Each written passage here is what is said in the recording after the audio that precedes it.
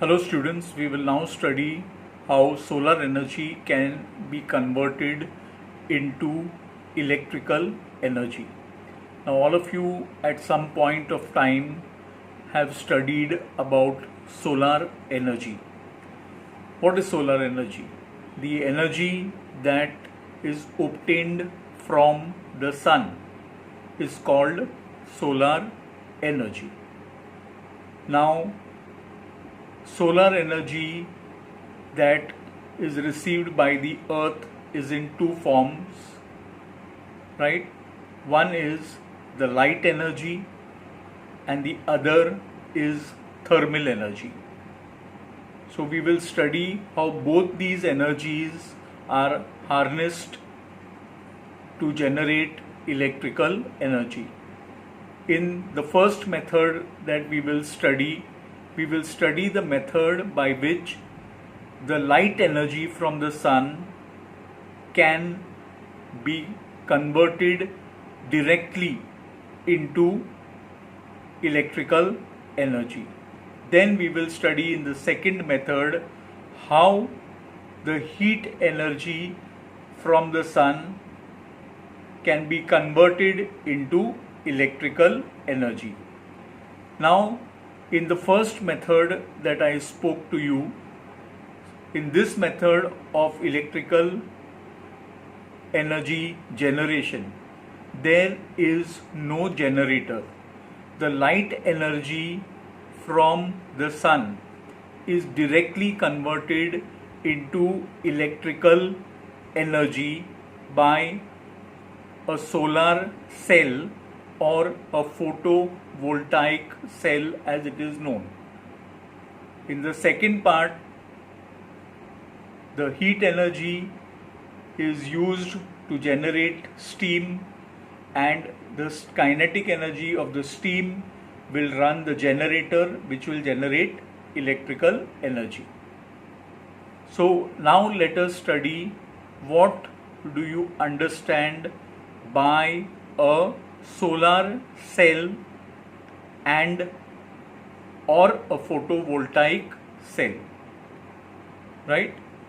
Now a solar cell is a device that converts the incident solar light energy into electrical energy. I repeat once again. A solar cell, which is also called a photovoltaic cell, is a device which converts incident means the light rays that are falling, incident light energy into electrical energy. Now, a solar cell is made up of silicon. Silicon is a semiconductor. That means it is neither a good conductor of electricity nor is it an insulator. It is a semiconductor. That means it does not conduct electricity, or the electrons within the semiconductor silicon do not move freely to the extent that they move in a conductor or a good conductor. Only under certain circumstances the electrons in a semiconductor get excited and they start moving to generate electricity. So we will learn the mechanism of how electric energy is generated in a solar cell or a photovoltaic cell later. Right? First we will understand the basic concept of the solar cell. We will see what a solar cell is made up of and how it is used to generate electric energy. Right? So now I have defined what is a solar cell. Now let us see what is a solar panel. A solar panel is basically an arrangement of a number of solar cells put together, right? So that the electricity generated by each solar cell can be combined together and you can generate electrical energy on a large scale. I repeat once again, what is a solar panel? A solar panel is an arrangement of a number of solar cells put together.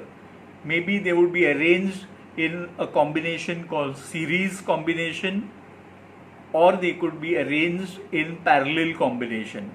Last year you learned how resistors can be arranged in series and how they can be arranged in parallel, and how they generate or how current flows through them. So a solar panel is an arrangement or an array of a vast number of solar cells put together to generate electrical energy on a large scale.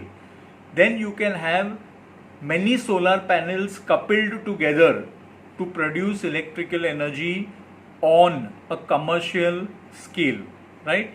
So we will take up step by step the solar cell, then a solar panel, right? As I told you, solar cells are made up of silicon, which is a semiconductor, right? So we will have to study in detail how this silicon within the solar cell, how they are responsible for generating electrical energy.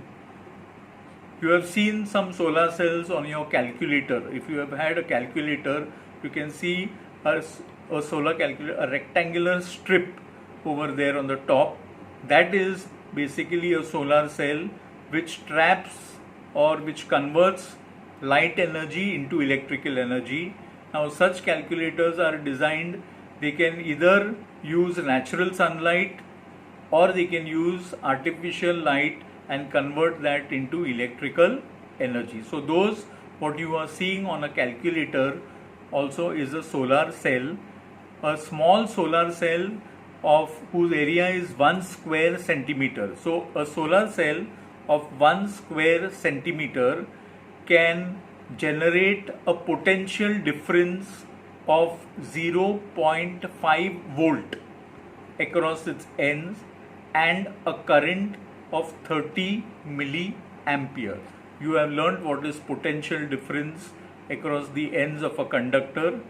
So we will look in detail during the next lecture as to how these solar cells and the silicon in them, how they generate electrical energy.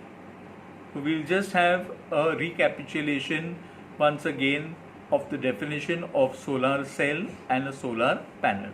Cell. A solar cell is a device that converts incident solar energy into electrical energy. A solar cell is also called a photovoltaic cell. So a device that converts incident solar energy into electrical energy is called a solar cell or a photovoltaic cell. Then what's a solar panel? An arrangement of or array and arrangement mean the same. An arrangement or array of many solar cells put together, they form a solar panel. So an arrangement of or array of many solar cells put together form a solar panel. Now many solar panels can be coupled together or joined together to produce electricity on a large scale. Solar cells are made up of layers of silicon. Silicon is a semiconductor.